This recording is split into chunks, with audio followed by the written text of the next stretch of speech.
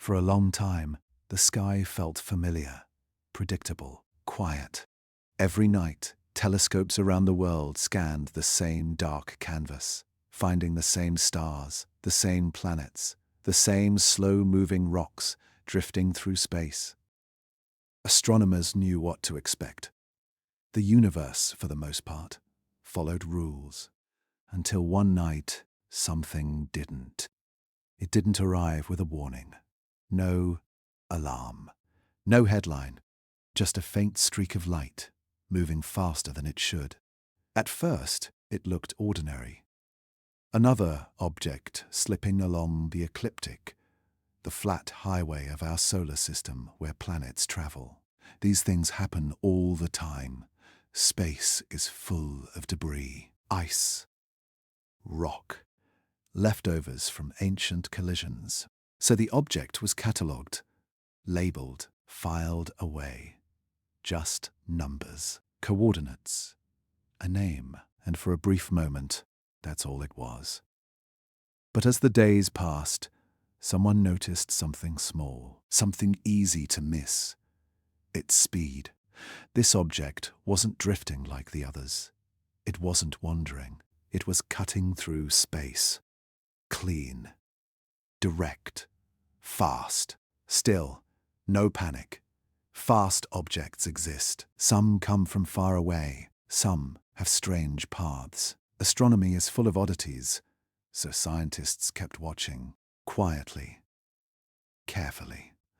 And that's when the silence began to feel heavy. Because as the object moved closer to the sun, its behavior refused to settle into expectations. Every object that enters our system follows a pattern. Gravity pulls, light reflects, heat rises. The rules are old, reliable. But this one didn't seem interested in following them. As perihelion approached, the moment it would swing closest to the sun, astronomers ran their models. They predicted how bright it would become, how warm it should get, how its surface should react. And on paper, everything made sense. But when the first real observations came in, the numbers didn't line up. The brightness was slightly off. Not dramatic, not enough to make headlines, just enough to make someone pause. Then came the second reading, and the third. Each time the light reflected from the object shifted in a way that felt wrong, too smooth, too controlled. Most space rocks tumble. They spinned wildly, showing rough edges and uneven surfaces. This object didn't. It glided. Its light curve, the way brightness rises and falls over time, looked calm, measured, almost intentional. At first, astronomers blamed their instruments. They always do. Telescopes aren't perfect. Sensors glitch. Data gets noisy. So they recalibrated. They double-checked. They compared results across different observatories in different countries using different equipment. And still, the same pattern appeared. Quiet, consistent, unbothered. The object didn't flare the way ice should when heated. It didn't trail gas like a comet. It simply passed, like it had done this before. And that's when a deeper discomfort settled in. Because space is chaotic, violent, messy. Yet this thing moved with calm purpose through that chaos. No visible tail, no debris cloud, just a solid presence, slipping through the dark. Some researchers tried to stay practical. Unusual composition, they said. Dense material. Rare geometry. Reasonable words. Safe words. But even they couldn't ignore the growing list of exceptions. The object's reflectivity didn't match rock, or ice, or metal. Its surface didn't heat evenly. Its brightness didn't fade when it should have. Every answer created two more questions. And quietly, A new kind of observation began. Not just watching the object, but watching each other. Emails became careful. Phrases grew softer. No one wanted to be the first to say it out loud, because once you suggest something is not natural, you can't take it back. So instead, they asked smaller questions. Why does it maintain orientation? Why does it resist tumbling? Why does it behave more like a designed object than a broken one? The closer it came to perihelion, the more obvious the tension became. The sun is unforgiving. Its radiation tears things apart. It boils ice, cracks stone. Most objects react violently. This one didn't. It stayed composed, almost prepared, and for the first time, a thought surfaced. Unspoken, but shared. What if this object isn't reacting to the sun, but anticipating it? What if this isn't a visitor caught by chance, but something passing through? On purpose. The idea felt uncomfortable, not because it was proven, but because it wasn't impossible. Humanity has always looked at the stars, believing we would see danger coming, believing that if something important entered our space, it would announce itself. With fire, with force, with noise. But this object didn't announce anything. It whispered. It slipped into our awareness the way thoughts slip into the back of your mind, unnoticed at first, impossible to ignore later. And maybe that's what unsettled astronomers the most. Not that something strange appeared in the sky, but that it appeared quietly, as if it didn't need our attention, as if it had passed 1,000 stars before ours and would pass 1,000 more after. And as it continued its silent approach towards the sun, one question hung in the darkness.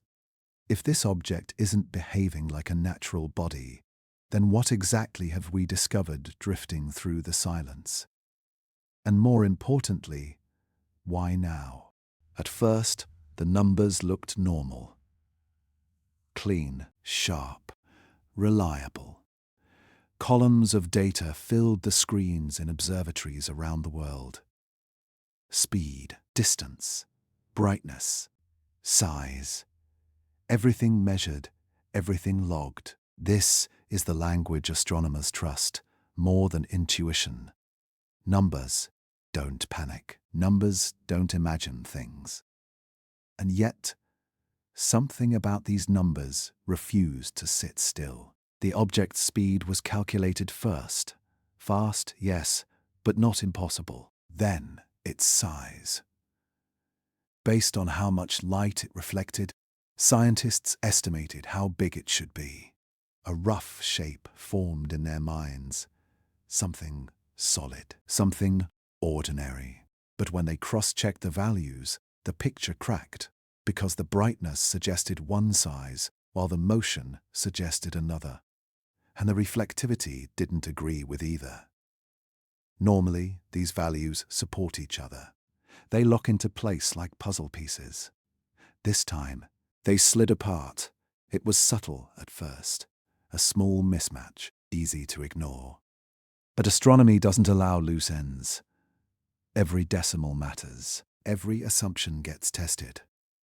So they recalculated again and again. Different models, different angles, different teams. Same problem. If the object was as bright as it appeared, it should have been larger.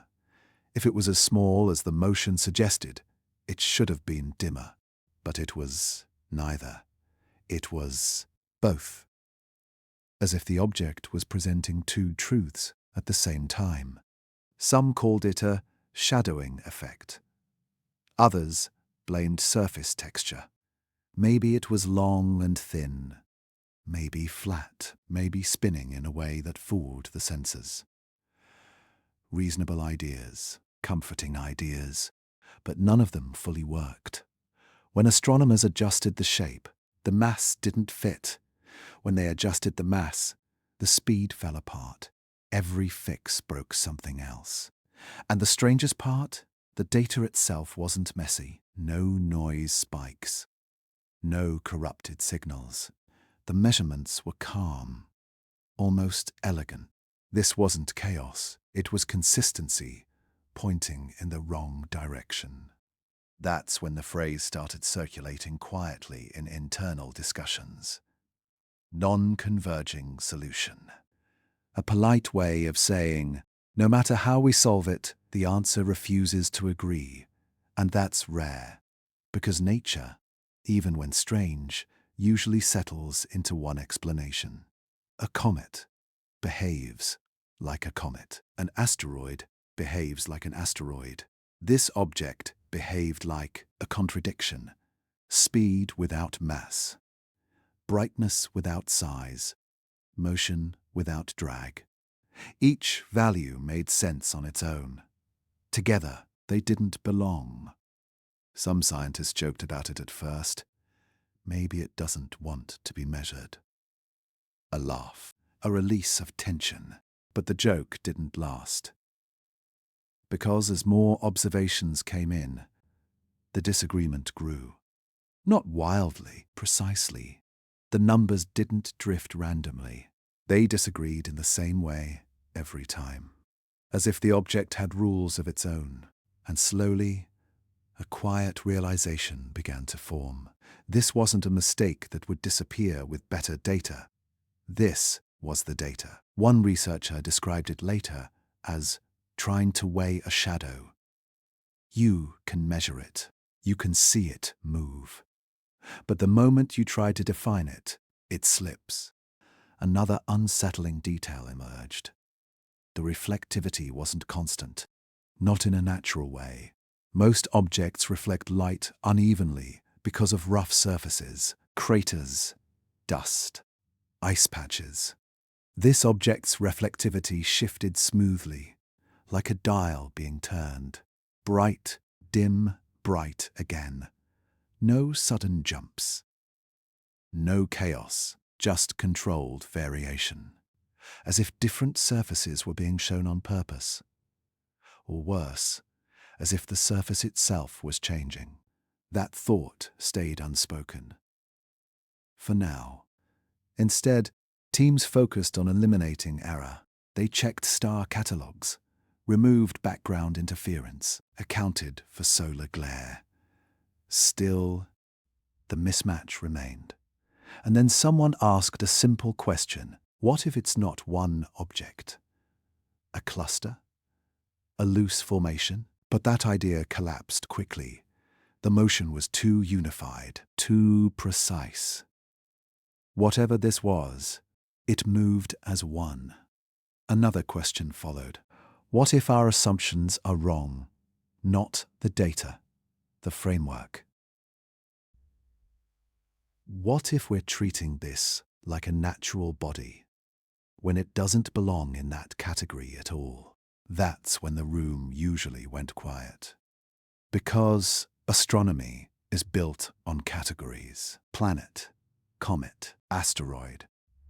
We understand the universe by placing things into boxes, but this object didn't fit. And the longer scientists stared at the numbers, the more uncomfortable that became. The object wasn't breaking physics. That was the problem. It was obeying physics selectively, as if choosing which rules mattered, as if optimized, engineered. That word hovered at the edge of thought. No one said it, but everyone felt it. Because once you allow for the idea that something might be artificial, everything changes. Your measurements stop being neutral. Your curiosity gains weight, and your silence becomes loud. So instead, they asked safer questions. Could it be hollow? Could it be ultra-thin? Could it be made of material we don't yet understand? All possible, all unlikely, and yet less unsettling than the alternative. As the object continued its path toward perihelion, the disagreement in the numbers became impossible to ignore. Reports were written, then rewritten. Language softened. confidence turned cautious, because science isn't just about discovering truth. It's about defending it. And right now, no one was ready to defend this. Not yet. Because if these numbers weren't wrong, if they weren't errors, if they weren't coincidences, then they were signals. And signals mean intent. As one observer quietly put it, nature usually hides its secrets in chaos. This thing hides in clarity. And clarity, when it refuses to settle, can be more disturbing than noise. So the question lingered in every lab, every late-night screen glow, every silent meeting. Is this just a calculation error, or are we watching the first real anomaly reveal itself, one number at a time? At some point, every mystery reaches a moment where numbers turn into a picture. For astronomers, that picture is called a light curve. It's simple, really. You track how bright an object appears over time, and you watch how that brightness changes. Most space rocks tell their story instantly. They wobble. They tumble. They spin like broken glass drifting in the dark. Their light curves jump up and down. Messy, uneven, chaotic. Exactly what you'd expect from something shaped by collisions and time. That's the signature of nature. So when scientists finally plotted this object's light curve, they expected noise. What they saw instead made the room go quiet. The line didn't wobble. It didn't spike. It didn't jitter. It rose and fell in smooth, measured intervals. Like breathing. Bright, dim again. Not random. Not accidental. Controlled. At first, no one reacted. They stared. They waited for the graph to update, for the chaos to appear. It didn't. The curve stayed calm, almost elegant. Someone zoomed in. Same rhythm. Someone zoomed out. Same rhythm. This wasn't a momentary glitch. This was the object's behavior. And that's when discomfort crept in. Because a smooth, light curve means something very specific. It means the object isn't tumbling. It means it's either rotating perfectly or not rotating at all. Both possibilities were troubling. Perfect rotation requires balance, symmetry. Symmetry, stability. Space doesn't usually grant those things by accident. Most asteroids are jagged, scarred, uneven. They spin wildly because they've been smashed, pulled, and torn apart over billions of years. This object didn't carry those scars. Its brightness changed like it was following a script, a beat, a timing. And the interval between peaks, consistent, too consistent. Astronomers began comparing the curve to known objects. Comets? No. Too smooth. Asteroids? No. Too stable. Even exotic shapes couldn't fully explain it. A cigar-shaped body might produce a repeating pattern, but not one this clean. A flat disk could reflect light evenly, but then the brightness would snap, not glide. This curve didn't snap. It transitioned, softly, as if easing from one state to another. Someone described it as polite. The light never screamed for attention. It whispered. And that was worse, because noise can be dismissed. Whispers demand listening. More data came in over the following nights. Same rhythm, same spacing, different telescopes, different wavelengths, still the same. That's when the question surfaced, not out loud, but everywhere at once. What kind of object rotates like this? Or more unsettling, what kind of object controls its orientation? The idea felt dangerous, because orientation control implies correction. Adjustment, awareness of position. And awareness leads somewhere science isn't comfortable going without proof. So instead, researchers tried to stay grounded.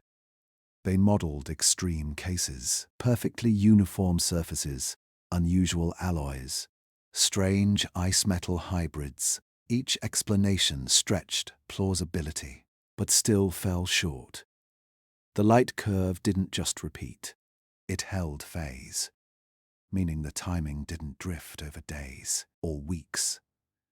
Natural rotations slow down, they speed up, they change. This didn't. It stayed locked, as if guided. And then came the most unsettling realization of all.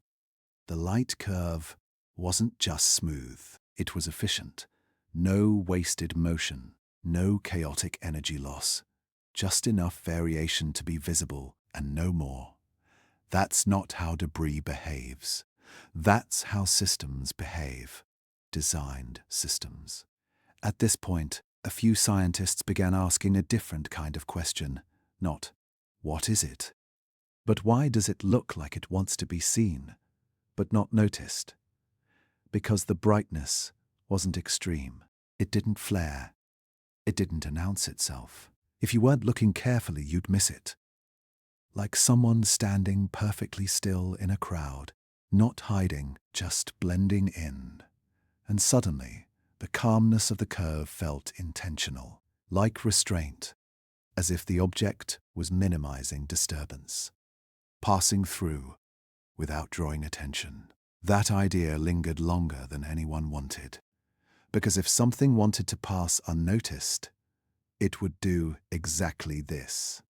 Follow predictable paths, emit nothing loud, reflect light gently, enough to exist, not enough to alarm. But still, science demanded restraint. Extraordinary claims require extraordinary evidence. So no one said artificial. They said unusual rotational stability. They said unexpected symmetry.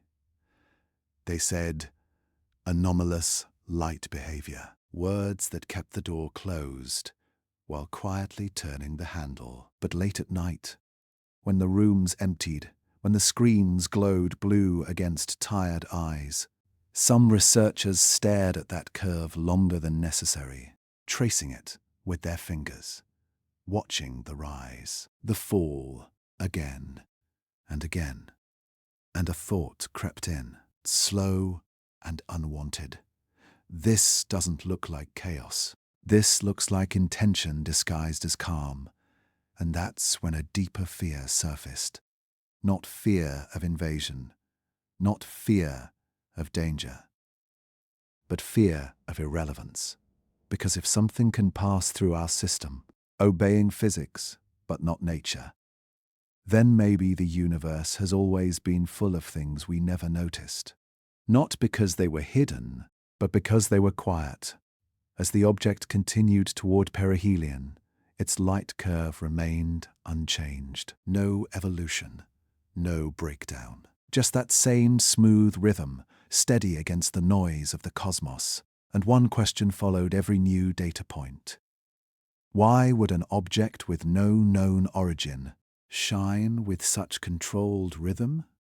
And what happens when that rhythm changes? There is a moment in every orbit where pressure peaks. Perihelion, the closest point to the sun. The place where heat bites hardest, where weak objects fracture and strong ones reveal their limits. Astronomers waited for this moment, not with fear, with expectation. Because if this object was ordinary, perihelion would expose it. Ice would boil, gas would erupt, the surface would flare and fade like every other visitor before it. The sun has a way of stripping secrets away. So they watched, carefully, quietly, and when the object finally reached perihelion, the universe blinked just once. At first, it appeared as a spike in brightness, sharp, brief, unexpected. One observatory flagged it as a glitch, a solar flare maybe. Instrument noise. These things happen when you stare too close to the sun. But before the report could be dismissed, another alert came in from a different telescope, different country, different system, same spike, same timing. Within seconds, more confirmations followed, across continents, across oceans. The brightness pulse wasn't random, it was synchronized. The object didn't gradually brighten like a comet. It pulsed, bright, then calm, as if responding to something unseen. As if flipping a switch, the room filled with quiet urgency. Scientists pulled up live feeds, compared timestamps down to the millisecond. They matched perfectly. That's when coincidence stopped being comforting, because random events don't line up like this. Solar interference doesn't strike with such precision, and natural outbursts don't repeat cleanly across independent instruments. Yet this did. One pulse, then silence, then another. Same duration, same intensity, not stronger, not weaker. Controlled, measured, almost deliberate. Someone finally said what everyone was thinking. This looks like a pattern. And patterns are dangerous, because patterns imply structure, and structure implies intent. Still, caution ruled the room. Extraordinary claims require exhausting ordinary explanations. So they hunted for causes: solar radiation spikes, magnetic field interactions, instrument crosstalk. Each explanation failed. The sun was calm, the background noise was steady, the telescopes were clean, and the pulse remained. Then came the most unsettling detail. The pulse only occurred at perihelion, not before, not after, as if the object was waiting for that exact moment. The moment of maximum energy, maximum exposure, maximum stress. Almost like a trigger. In nature, reactions happen when thresholds are crossed. But this threshold felt chosen, timed. The object didn't react chaotically to the sun's heat. It responded once, cleanly, and then stopped, as if saying, "I'm here," but not loudly enough for anyone to be sure. Some researchers argued it was a thermal flash, a surface layer heating and cooling rapidly. But that explanation stumbled too. Thermal flashes decay unevenly. This pulse didn't. It rose smoothly, fell smoothly. No residue, no afterglow, just a clean spike and silence. Others suggested rotation alignment, a reflective surface briefly catching sunlight. But again, the math resisted. For that to happen simultaneously across Earth, the timing would have to be impossibly precise. And precision like that doesn't come from tumbling debris. It comes from alignment, control. By now, the language in internal notes had shifted. Words like event replaced artifact, pulse replaced flare. No one used the word signal, but everyone felt its weight, because a signal implies a sender, and a sender implies awareness. That idea sat heavy in the room. Not panic, not excitement, something quieter. Like standing alone at night, realizing you're not actually alone. Some tried to dismiss the thought. "We're pattern-seeking creatures," they said. We see meaning where there is none. And that's true. Humans are good at that. But this wasn't a face in the clouds. This was data, agreeing with itself across the planet. Another pulse arrived. Same timing, same profile. That's when someone asked the question no one wanted to answer. If this is coincidence, why does it keep repeating only when conditions are perfect? Perfect alignment, perfect energy input, perfect timing. Perihelion wasn't just a point in space, it was a moment, and the object chose it. The pulses didn't accelerate, they didn't escalate, they didn't form a message anyone could decode. They simply existed, enough to be noticed, not enough to be understood. Almost like knocking softly on a door and walking away before it opens. Some researchers felt a strange disappointment. If this was a signal, it wasn't meant to communicate. Not clearly. Not yet. Others felt relief. Ambiguity is safer than certainty, because certainty forces response. And humanity doesn't know how to respond to this. As the object began moving away from the sun, the pulses stopped. No fading, no transition. Just absence, like a switch turned off. The light curve returned to its calm rhythm. The numbers settled back into their quiet disagreement. And the universe pretended nothing happened. But the observers knew better. Something had occurred at perihelion, something rare, something timed, and now it was gone, leaving behind nothing but records and questions. Was the pulse a natural reaction we don't yet understand, or was it something else entirely? A system checking its limits? A machine acknowledging energy input? A signal never meant for us, only passing through our line of sight. Science demands restraint, so no conclusions were drawn, no announcements made. But the mood had changed. Before perihelion, this was an odd object. After perihelion, it felt aware, not alive, not hostile, just deliberate. And that idea unsettled everyone. Because if we are forcing meaning onto coincidence, we risk embarrassing ourselves. But if we are not, then we may have just witnessed the first intentional act from something that never planned to be seen. As the object drifted farther from the sun, carrying its silence with it, one question lingered longer than the rest. If that pulse was a signal, who was it for? And if it wasn't, why did it feel like the universe paused? Just long enough for us to notice.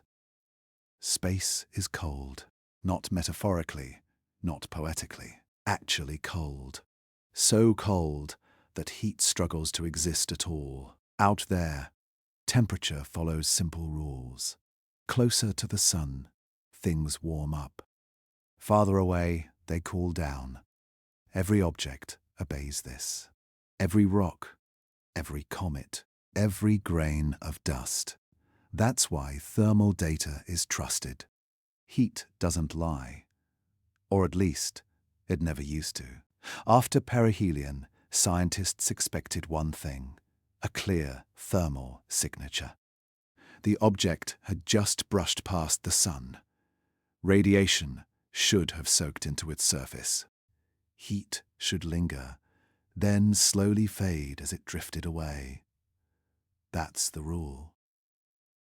That's what always happens. But when the thermal readings came in, something felt wrong. The surface temperature was dropping. Not gradually, actively. Cooling faster than distance alone could explain. At first, the numbers were dismissed. Sensor lag, someone said. Angle distortion, another offered. Reasonable explanations, necessary explanations. So they waited for the next day to pass, and that's when it happened. The temperature rose again. Not sharply, not explosively, smoothly, like a controlled increase, as if heat was being added from within. The room fell quiet. Because that shouldn't be possible. There was no internal heat source, no radioactive decay strong enough to explain it, no tidal forces, no chemical reaction visible on the surface, nothing, just empty space and a warming object. Thermal sensors don't care about theories, they only measure reality, and reality was refusing to behave. The object cooled, then warmed, then cooled again. Not randomly, in cycles, each shift subtle but unmistakable, independent of solar distance, independent of rotation, independent of everything we understand. One researcher described it simply, it's regulating. That word landed heavily, because regulation implies feedback, and feedback implies awareness of state, not intelligence, not consciousness, just control. In nature, control systems are rare. Biology has them, machines have them, rocks do not. Yet here it was. A thermal pattern that looked less like passive heating and more like deliberate balance.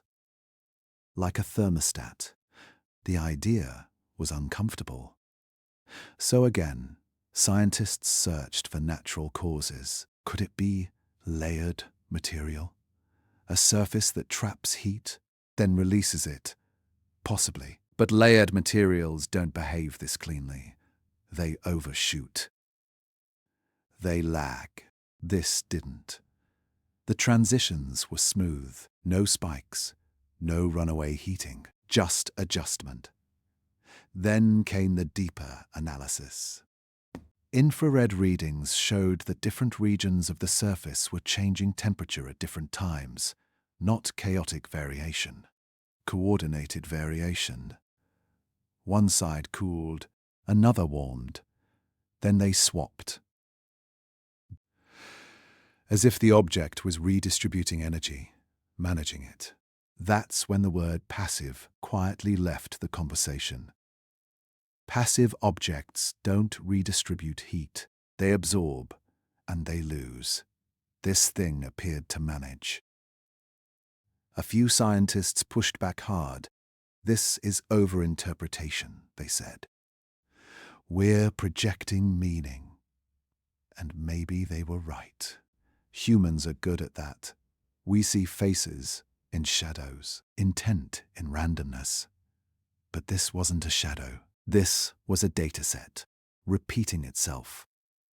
Thermal models were run, thousands of them. Each one tried to force the object into known physics. Each one failed. Not dramatically, subtly, by just enough to matter. The predicted curves never lined up with the real ones. They were always late or early or uneven. Reality stayed smooth, controlled. That's when the quiet fear surfaced. Not fear of danger, fear of implication. Because if an object can regulate its temperature in deep space, then it must have structure, layers, channels, possibly internal cavities. And once you accept that, you begin to accept something else. Purpose. No one said it aloud, but it hung in the air. Purpose doesn't have to mean intent toward us. It could mean survival, stability, longevity. A system designed to pass through stars without breaking down. That idea changed the emotional weight of everything, because suddenly this wasn't a strange rock anymore. It was a traveler, and travelers are built to endure. The object wasn't fighting the sun. It wasn't suffering under its heat. It was adapting, taking in energy, shedding it, balancing itself in silence, as if it had done this many times before, as if stars were just checkpoints. Some researchers began to wonder if perihelion wasn't a threat, but a resource, a place to gather energy, a place to recharge. That thought stayed mostly unspoken, because once you cross that line, you're no longer asking, what is it? You're asking, why does it exist? And science isn't always ready for that question. The thermal pattern continued for days, then weeks, always calm, always controlled, never escalating, never failing. No sign of stress, no cracking, no breakdown, just balance. That balance became unsettling because chaos reassures us. Chaos means no one is in charge, but balance suggests design, even if no designer is visible. Late one night, a scientist wrote a private note in the margin of a report. This object behaves like it wants to remain unchanged. Not curious, not aggressive, not reactive, just stable. That idea lingered, because stability is a goal. A goal implies optimization, and optimization implies intention. Somewhere, sometime. In its origin, as the object continued drifting away from the sun, its temperature stabilized again. No residual heat, no thermal scars. It left perihelion exactly as it entered it, untouched, unchanged, as if the most violent force in our solar system had failed to leave a mark. And that realization changed everything. Because the sun strips away illusions. It exposes weakness. It reveals truth. And yet, this object passed through its fire and remained itself. So the question grew heavier. What mechanism could manage temperature so deliberately in the vacuum of space? And perhaps more troubling, what kind of object was designed to never need a home star at all? At first, it was subtle, almost easy to miss. A slight change in brightness, a soft shift in how light returned to our telescopes. Not a flare, not a pulse, just a difference. In space, reflectivity is simple. Light hits a surface and bounces back. Rough surfaces scatter it, smooth ones reflect it cleanly. That's how we tell what things are made of. That's how we read their history. So when the object's reflectivity began to change, scientists leaned in. Because reflectivity doesn't change without a reason, at least not naturally. The first explanation was rotation. Objects spin. Different sides face the sun. Different surfaces reflect different amounts of light. That's normal. Expected. Comforting. But this wasn't that. The changes weren't gradual. They didn't match a steady spin. The reflectivity shifted suddenly, then held, like a surface had turned or something had switched on. Then, just as quietly, it shifted again. No dust cloud appeared. No gas trail followed. Nothing was being released. Nothing was breaking apart. The object wasn't shedding material. It was changing how it interacted with light. That distinction mattered, because when comets change brightness, they announce it. They bloom. They erupt. They leave scars. This object left nothing, just altered light. Infrared and optical sensors confirmed it. The surface wasn't cracking. It wasn't melting. It was behaving selectively. One moment, highly reflective. The next, muted. Then back again. No warning, no visible cause. And the timing didn't match rotation models. If it were spinning, the cycle would be predictable. it wasn't. The changes happened off-beat, as if responding to something else. That's when a new discomfort entered the room, because reflectivity control implies surface control, and surface control implies structure. Not jagged rock, not random ice, structure. Some scientists proposed layered materials, exotic compounds that alter reflectivity when heated. It sounded reasonable until the data refused to cooperate.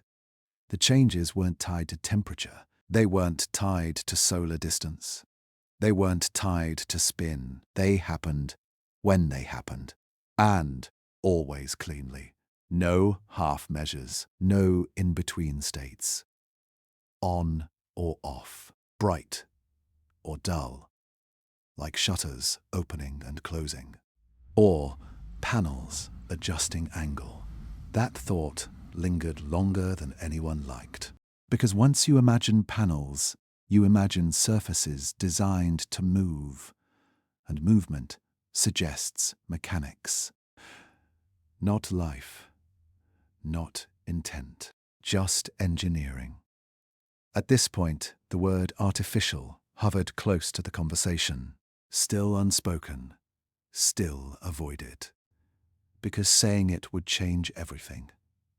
Instead, they asked safer questions. Could electrostatic charging explain it? Solar radiation can charge surfaces unevenly.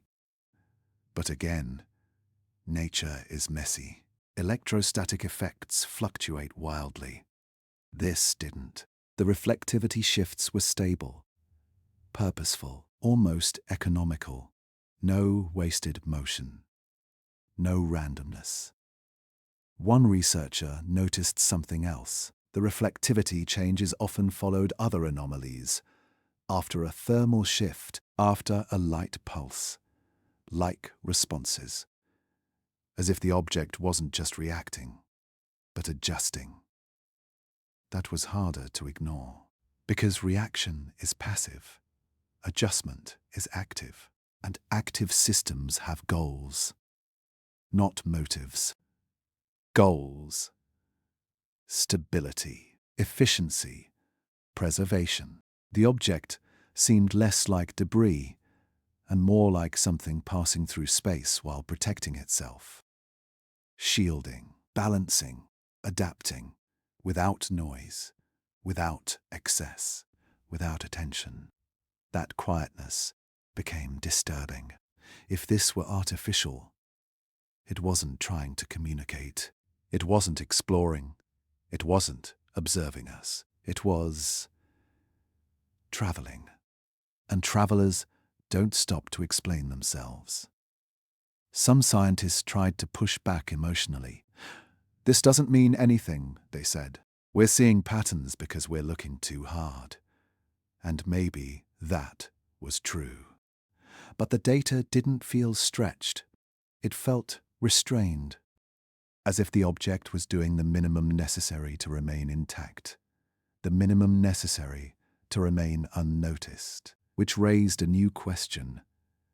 If this were natural, why does it behave like it wants to avoid attention? Natural objects don't care if they're seen. They flare, they trail, they announce themselves loudly. This object didn't.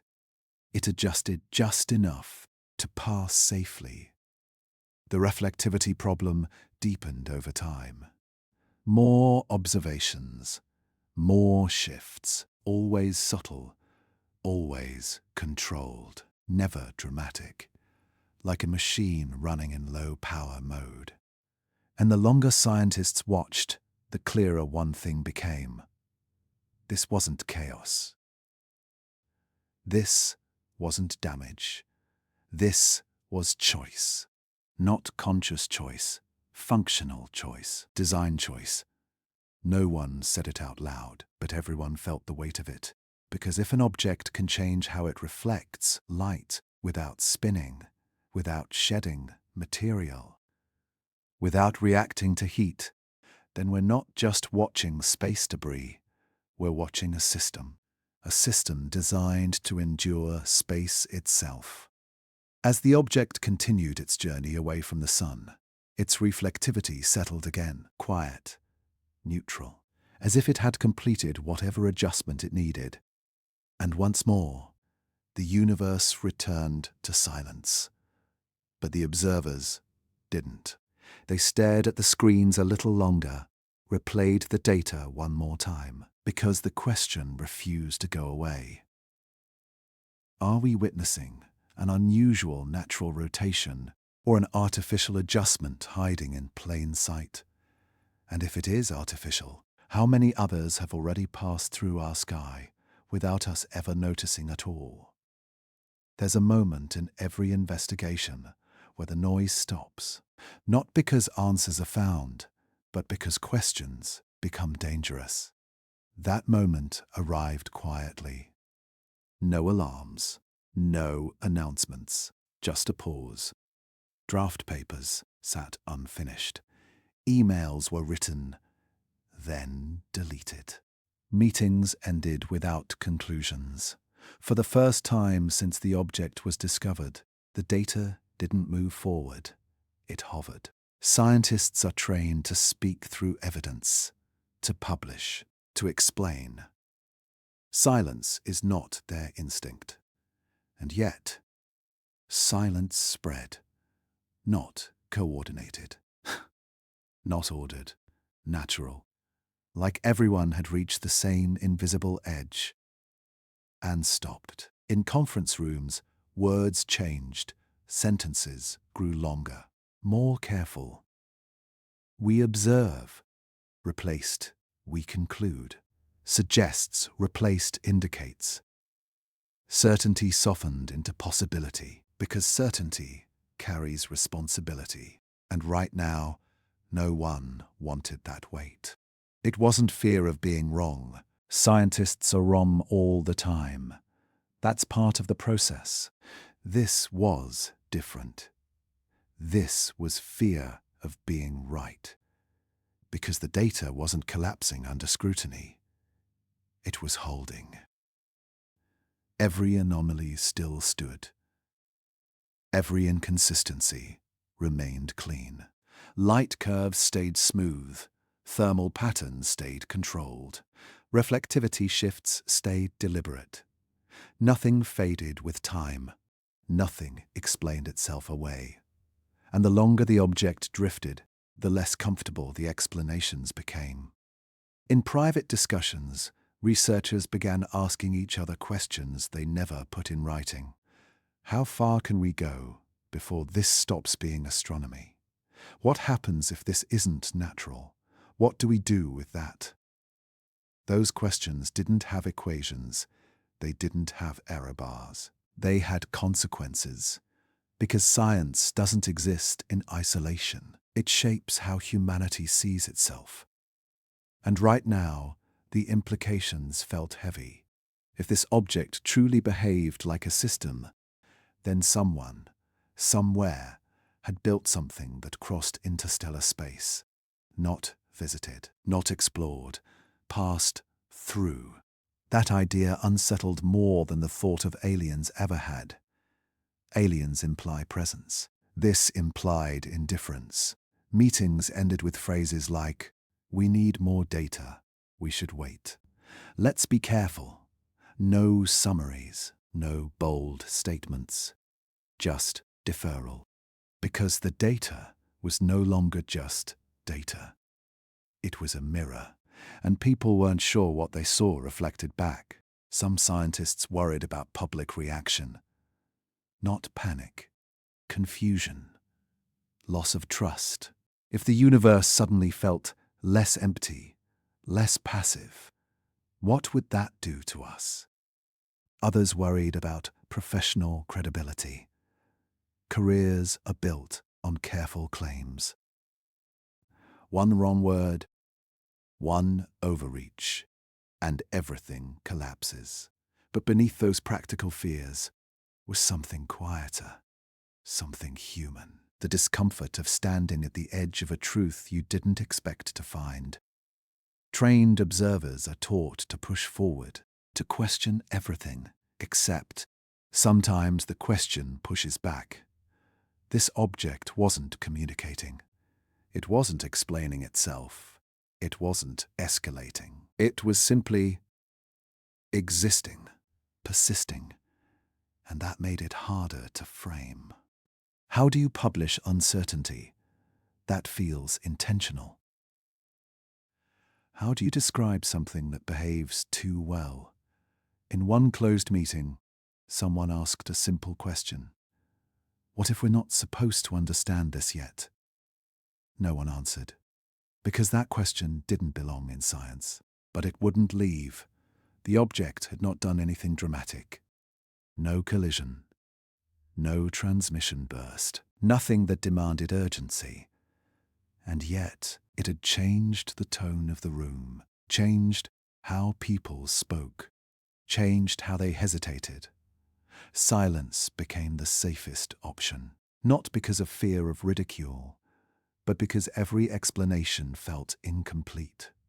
Too small, too human. Some researchers chose to step back entirely. They stopped checking updates daily, stopped running new models. They waited, not for proof, for distance. Others stayed late, staring at screens long after the buildings emptied, not searching for new anomalies, but revisiting old ones, as if hoping they'd suddenly look ordinary. They didn't. The object continued on its path, unbothered, unaware, or perhaps simply uninterested. That indifference hurt more than hostility ever could, because hostility acknowledges you, indifference ignores you. And silence is a form of indifference. In public-facing statements, language became careful. This object remains under study. Further analysis is ongoing. No conclusions can be drawn at this time. All true, all empty. Behind those words sat a growing unease, because trained observers don't choose silence lightly. They choose it when speaking feels premature, or irresponsible, or when the truth carries a weight they don't yet know how to hold. The data wasn't screaming. It wasn't demanding belief. It was waiting. And waiting is unsettling. Because waiting suggests patience, and patience suggests confidence. Whatever this object was, it didn't need us to understand it. It didn't need validation. It didn't need acknowledgement. It passed through our awareness like a thought we weren't ready to have, and that forced a difficult realization. Silence wasn't avoidance. It was respect. Respect for the limits of current understanding. Respect for the possibility that not every discovery comes with permission to explain it. As the object drifted farther away, still silent, still controlled, the scientific community remained unusually quiet. No rush to publish. No rush to name. Just observation, without interpretation. And that silence spoke louder than any headline ever could. Because when experts choose not to speak, it's not because they have nothing to say. It's because they are standing at the edge of something that may change how we see the universe, and they are deciding whether humanity is ready to hear it. So the question remains, what makes trained observers, whose lives are built on certainty, choose silence instead? And what happens when silence becomes the most honest answer science can offer? There comes a moment when looking at things separately stops making sense. Light on one screen, heat on another, motion traced across silent graphs. Individually, each anomaly could be explained away. A glitch, a rare material, an edge case of physics. But curiosity has a way of pulling threads together. And when scientists finally layered everything, the light curves, the thermal shifts, the changes in reflectivity, the timing of motion, something unexpected appeared. Not chaos, order. At first, it was just a feeling, a sense that the data was echoing itself. Light peaks lining up with temperature changes, thermal drops following reflectivity shifts, motion remaining stable when everything else adjusted. It felt coordinated, so they plotted it all together. And that's when the room went quiet. Because the pattern wasn't complicated. It wasn't noisy. It wasn't wild. It was clean. Almost too clean. The same sequence repeated. Again and again. A rise in brightness. A controlled thermal adjustment. A slight change in reflectivity. Then stillness. Like a loop. Not a perfect loop, but close enough to feel intentional. In nature, complexity is common. Efficiency is rare. Natural systems waste energy. They overshoot. They drift. This didn't. Every adjustment seemed minimal. Just enough to maintain balance. Just enough to continue forward. Nothing extra. Nothing dramatic. Someone finally said it out loud. This looks optimized. That word changed everything. Because optimization doesn't happen by accident. It happens when something is shaped by purpose, not motive. Purpose. A river finds the fastest path downhill, but it does so through chaos. This object found stability through restraint. It didn't flare when heated. It didn't spin wildly.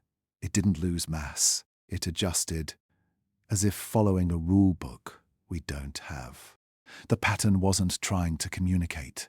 It wasn't encoding information. It was simply functioning. That was the unsettling part. If this were a message, scientists could debate meaning. But this wasn't a message. It was behavior, and behavior reveals design far more honestly than words ever could. Some tried to argue randomness. If you look long enough, they said, you'll always find patterns. That's true. But randomness is messy. This wasn't. The sequence didn't drift. The timing didn't decay. The relationships between variables stayed consistent, like a machine running at low power, not doing more than it had to, not doing less, just enough. That balance felt intentional, not loud, not dramatic, quiet, efficient, the kind of efficiency you only notice when it never fails. Another unsettling detail emerged. The pattern didn't respond to us. It didn't change when observed more closely. It didn't react to increased attention. It behaved the same whether one telescope watched or 20. That indifference mattered. Because nature doesn't care if it's observed. But systems designed by intelligence also don't care, unless interaction is required. This object didn't require interaction. It wasn't curious. It wasn't probing. It was passing through, following its pattern. And that raised a question few wanted to face. What if this pattern wasn't for us? What if we were never meant to notice it at all? The thought was humbling. Because humans like to believe that discovery implies relevance, that if we see something, it must somehow involve us. But this pattern felt older, larger, unconcerned with observers, like a train schedule written for a railway no one remembers building. The simplicity of the pattern made it harder to dismiss. If it had been complex, it could be chaos. If it had been noisy, it could be error. But simple, repeated, efficient behavior. That's the signature of systems that have been refined over time, tested, improved, survived. Some researchers began to wonder how long this object had been traveling, how many stars it had passed, how many systems it had quietly threaded through without ever stopping. Because nothing about it suggested urgency, no rush, no exploration, just transit. And that idea carried a strange emotional weight, because it suggested a universe not waiting for us, not watching us, but filled with processes that move on, whether we exist or not. The pattern continued even as the object moved farther away, still stable, still consistent, as if distance didn't matter, as if location was irrelevant, only function mattered. That's when someone asked the question that changed the tone completely. If this is intentional, what does intention look like without communication? No one answered, because that question doesn't belong to astronomy. It belongs somewhere between engineering and philosophy, between science and humility. Intent doesn't always announce itself. Sometimes intent is quiet. Sometimes it's built to last, not to speak. The pattern didn't grow more complex. It didn't evolve. It didn't escalate. It simply remained. That constancy felt almost respectful, as if the object was saying nothing because it had nothing to say. It wasn't here for us. We were just in the way. As more data confirmed the same repeating sequence, resistance softened, not into belief, into acceptance of uncertainty, because denying a pattern doesn't make it disappear. It just delays understanding. And understanding may not always bring comfort. At some point, the question stopped being scientific. It became personal. At what point does a pattern stop being random and start being intentional? Is it when it repeats? When it resists explanation? When it behaves better than nature usually does? Or is it when we finally admit that intention doesn't need to look like us to exist? The object continued on its path, unchanged, uninterested, its patterns still intact, a quiet system moving through a loud universe. And maybe that's the most unsettling thought of all. That intention, when refined enough, doesn't announce itself. It simply works and keeps going.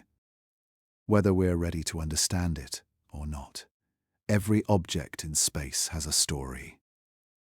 A birthplace, a past. Asteroids trace back to shattered planets. Comets come from distant clouds of ice. Stars are born in glowing nurseries, wrapped in dust and gas. The universe leaves fingerprints. So when scientists trace this object's path backward, they expected to find one. A cluster, a system, a familiar origin. What they found instead was nothing. No nearby star system lined up. No ancient explosion pointed the way. No gravitational breadcrumb trail led home. The trajectory didn't bend toward any known nursery. It didn't whisper a history. It stayed silent. At first, this didn't seem alarming. Interstellar objects are rare, but not impossible. Sometimes debris gets flung out, wandering between stars. But even wanderers have origins. This one didn't behave like a refugee. Its path was too clean, too deliberate, not the chaotic arc of something thrown outward by violence, but a smooth, shallow curve, like it had been placed on this route long ago and left alone to follow it. That's when probability entered the conversation, because probability is unforgiving. You can bend it, stretch it, but when it breaks, something is wrong. The odds of an object entering our system at this angle, with this speed, with this stability, were already low. Add the anomalies, the patterns, the control, and the probability collapsed, not to zero, but close enough to feel uncomfortable. Some researchers tried to salvage familiarity. Maybe it came from a dead star, they suggested. A system we can't trace anymore. Possible, but dead stars still leave echoes. Gravitational scars, motion trails, this object left none. It didn't look like it had escaped. It looked like it had arrived. That difference mattered. Escape implies accident. Arrival implies intent. Again, no one said that word. But it sat in the room, heavy, because if this object didn't form like others, then it wasn't shaped by chance. It was shaped by process, a process we don't recognize. That realization shifted the question. Not where did it come from, but what made it. Natural formation is messy. Collisions, heat, pressure, randomness sculpted over time. This object showed none of that history. No scars, no erosion, no chaos. Its structure, whatever it was, appeared preserved, maintained, as if time had been managed. That's when some scientists began to think about age. Not millions of years, not billions, but something else entirely. What if this object wasn't old in the way planets are old? What if it was timeless, not immortal, just unchanging? A tool doesn't age like a rock. It wears only when used. And this object didn't look worn. It looked intact. The idea felt unsettling. Because tools imply makers, and makers imply intention far beyond coincidence. Still, science demands restraint, so they ran simulations, millions of them. They pushed the object backward through time, testing every plausible gravitational interaction, every nearby star, every cluster. Nothing fit. The trajectory refused to intersect with known history. It didn't belong to our neighborhood. It didn't belong to any neighborhood we could map. It existed between maps. That liminal space unsettled everyone. Because humanity has always found comfort in charts, in knowing where things come from. Origin stories give meaning. This object had none. Or worse, it had one we couldn't see. Some researchers wondered if the origin question itself was flawed. What if it wasn't from anywhere? What if it was sent, not recently, not deliberately toward us, just released long ago into the galaxy, left to wander, like a message in a bottle, thrown into a cosmic ocean, not meant for a specific shore, just meant to travel. That thought felt strangely sad. Not threatening, not exciting, sad, because it suggested loneliness on a scale we rarely imagine. A civilization capable of building something that crosses stars, yet not caring where it ends up, or who finds it, or when. Some dismissed the idea immediately. This is storytelling, they said, not science. And they were right, but science begins with questions, and this object forced a new one. If it didn't form naturally, then natural explanations will always fall short. And if it didn't form naturally, then we are looking at evidence of process. Process implies knowledge. Knowledge implies intelligence. Somewhere, sometime, long ago. That doesn't mean presence now. That doesn't mean danger. It just means history is bigger than we thought. As the object moved farther away, its trajectory remained steady. No course correction, no deviation. Like a stone dropped into a river, carried by currents it didn't need to understand. That steadiness was eerie, because chaos leaves marks. This left none. The object wasn't lost. It wasn't searching. It was simply moving. Along a path chosen long before humans existed, long before Earth cooled, long before the sun was what it is now. That realization shifted perspective. We weren't observing a visitor. We were observing a survivor, something built to outlast stars. And suddenly, the universe felt older. Not in years, in intention. The question of origin lingered, unanswered, not because data was missing, but because the framework was wrong.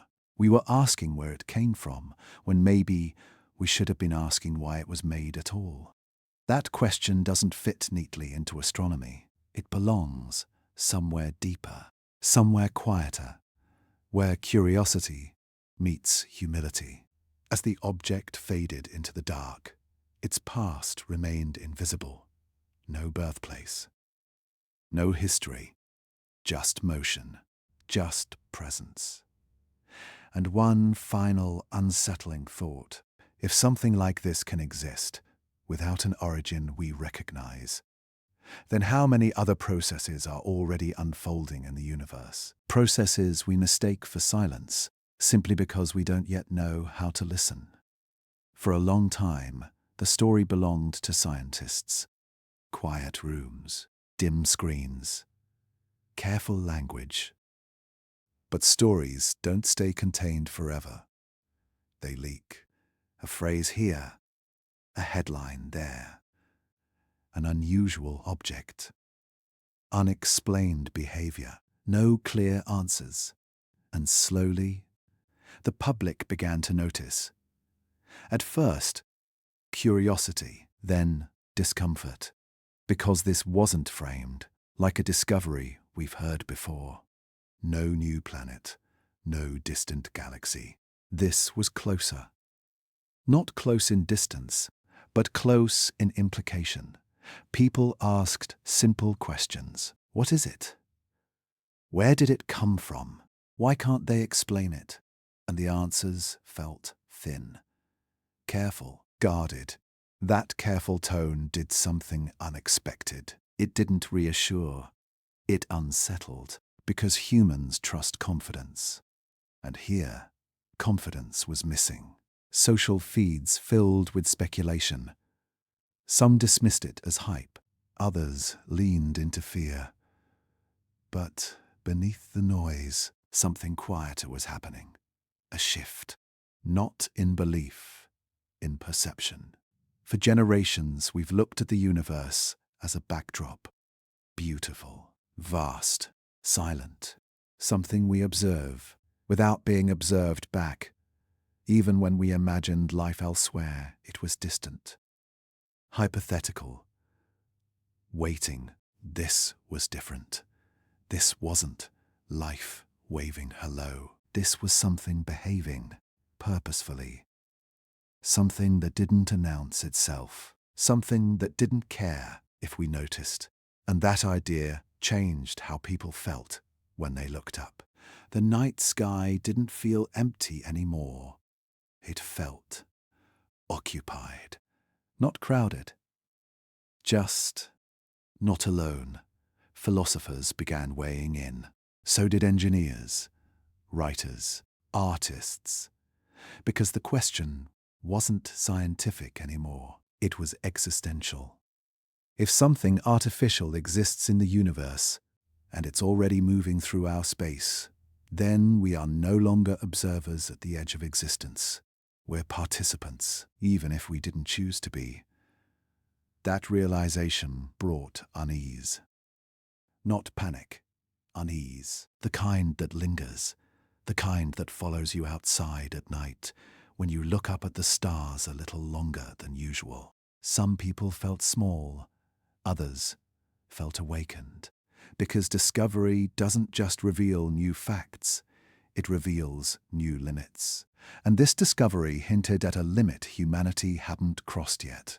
We like to believe intelligence leads to communication, that if something is out there, it will speak, signal, reach. But this object did none of that. It didn't greet us. It didn't threaten us. It didn't acknowledge us at all. And that indifference was humbling, because it suggested something unsettling. That intelligence might not be rare, just uninterested. That the universe might already be full of systems, machines, processes, moving quietly, enduring, passing through, while we argue about whether they exist at all. Some felt betrayed by that idea. Others felt relieved, because a universe that doesn't care is less frightening than one that watches. But both require adjustment, a reckoning. Scientists noticed the shift too. Funding questions changed. Language changed. The way people talked about life out there changed. It wasn't about green beings or distant cities anymore. It was about presence, about artifacts, about traces, about the possibility that the universe has a memory, and we're just beginning to notice it. Observation itself felt different now, not passive, active, as if by looking closely, we were stepping into a larger story, one we didn't write, one we weren't prepared to star in. Because finding something artificial doesn't just answer questions, it creates responsibility to respond, to explain, to understand our place. And humanity isn't great at that. We struggle with perspective. We struggle with humility. We like to believe we're early, special, central. This discovery suggested otherwise. It suggested we might be late, not in technology, in awareness. Late to realize that the universe may not be waiting for intelligence to emerge, because it already has. That thought weighed on people in different ways. Some felt wonder. Others felt dread. Most felt something in between. A quiet awareness that something fundamental had shifted, even if nothing visible had changed. The object continued on its path. No messages, no returns. Just silence. And yet, the silence felt louder now, because it wasn't empty. It was full of implication. The universe hadn't changed. We had. Our questions were sharper, our confidence thinner, our sense of isolation cracked. And once that crack forms, it doesn't close. You can ignore it. You can joke about it, but you can't unsee it. Humanity has crossed many thresholds. Fire, language, flight. Each one reshaped how we saw ourselves. This felt like another threshold. Quieter, but deeper. The realization that intelligence may not announce itself, that it may exist without curiosity, without empathy, without interest in us at all. And that challenges something ancient, the belief that discovery makes us important. Sometimes discovery simply makes us aware.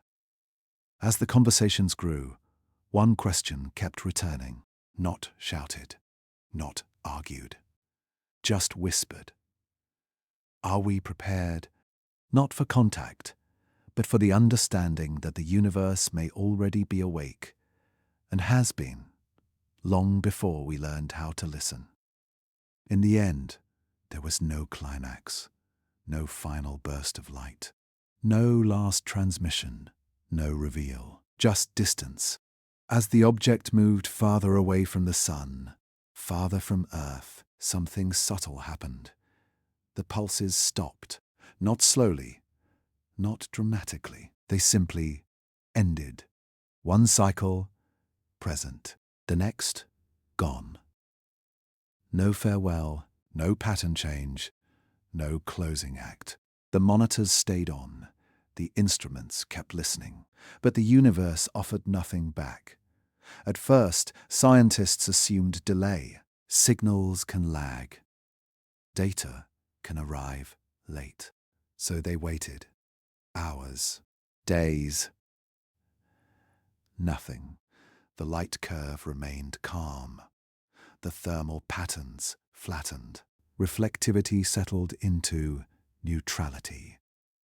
Whatever had happened at perihelion was finished, and that finality felt strange, because humans are wired for conclusions. We expect endings to explain beginnings. We want the last page to tell us what the story meant. This story didn't, it just moved on. Some felt relief, no escalation, no threat. Others felt frustration. Years of observation, months of tension, and no answer. But beneath those reactions was something deeper, a quiet unease, because the absence felt intentional. Not broken, not failed, intentional. If this were a natural process, it might have faded unevenly. If it were damage, it would leave scars. This left nothing, like a switch turned off because it was no longer needed. That raised the question no one could avoid anymore. Was the pulse ever meant to be seen? Or were we simply in the wrong place at the right time? The idea was humbling, because humans often assume discovery implies relevance. That if we witness something, it must somehow involve us. But the universe has never promised that. Stars explode without witnesses. Galaxies collide in silence. Why should this be different? Perhaps the pulse wasn't a message. Perhaps it was a function, a response to energy input. A system checking itself, like a heartbeat rising during exertion, then settling once the strain passes. Seen from the outside, mistaken for meaning. That possibility unsettled people more than the idea of a signal ever did, because it suggested something colder, something quieter. That intelligence, if this was intelligence, might not care to communicate at all, that it might exist only to endure, to pass through, to continue without curiosity, without acknowledgement. Without us, the object continued on its trajectory. No deviation, no return. Its path led back into interstellar darkness, where it would blend into the background noise of the galaxy, untracked, unnoticed by anyone else. And suddenly a realization settled in. This might be the only moment humanity ever has with it. Not a meeting, not contact, just overlap. Two timelines briefly crossing, and that was enough to change us. Because unanswered questions linger longer than answered ones. They reshape thought. They haunt perspective. The data was archived. The debates cooled. New discoveries took the spotlight. But this one didn't disappear. It stayed quietly, in conversations, in papers, in the way scientists phrased uncertainty, in the way people looked at the night sky, with less certainty and more respect. Because silence can be an answer, not the one we want, but one we need to learn from. The universe didn't speak. It didn't explain itself. It didn't reassure us. It simply continued. And in doing so, it forced a final, uncomfortable thought. What if meaning isn't always directed? What if not every pattern exists to be understood? What if some things are not signals, but footprints, evidence of processes far older than us, moving on schedules we can barely comprehend? If that's true, then our search for truth isn't wrong, it's just incomplete. Because truth may not always arrive wrapped in clarity. Sometimes it arrives as absence, as quiet, as the realization that the universe owes us nothing, not even understanding. The object faded beyond practical observation. Its pulses never returned. No follow-up, no confirmation, just records and memory. And maybe that's the hardest part. Not that we didn't get answers, but that we glimpsed something that didn't need to answer us at all. A system, a process, a traveler passing through, indifferent, intact, leaving behind a question that refuses to settle. Was the signal ever meant for us? Or were we simply witnesses, mistaking coincidence for meaning? In a universe that continues forward, whether we understand it or not.